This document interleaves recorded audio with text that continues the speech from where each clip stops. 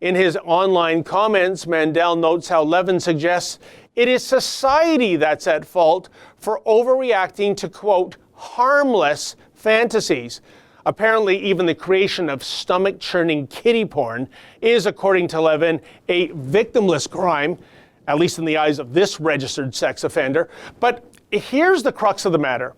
His parole conditions state he can't possess or access pornography or sexually explicit material in any form or type of media. Yet Levin is still reading and commenting on scholarly articles in pornography and pedophilia. Yeah, I guess Levin's falling back on that old chestnut of, I'm just here for research purposes.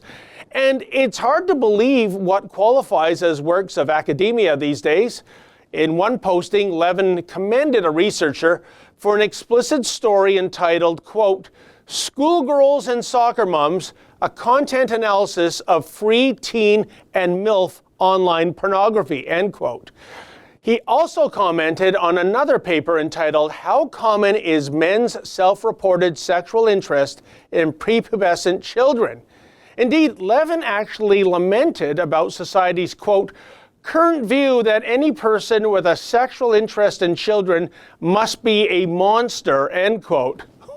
Yikes.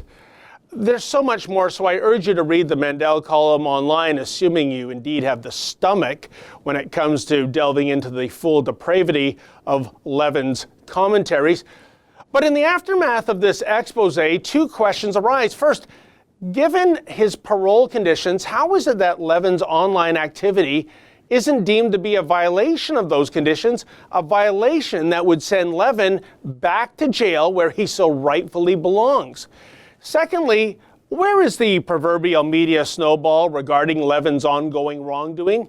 As far as I can tell, this story has only been picked up by one other media outlet, LifeSite News. So where's the Toronto Star? Where's the CBC? Where are so many other apparent apologists for Levin who once championed this guy? Now, this self-imposed radio silence is almost as disturbing as Levin himself, but maybe it shouldn't come as a real surprise.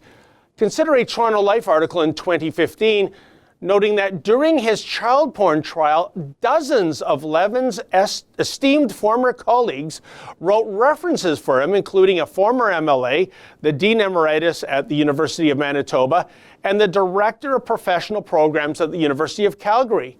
They all spoke of Levin's brilliance and contribution to education policy, and they grieved over his loss, the loss of the voice in the field. One supporter went on to call him, quote, one of the three wise men of education. That's an excerpt from my daily TV show, The Ezra Levant Show. Normally it's behind a paywall, but I thought you'd like this video, so we put it on YouTube.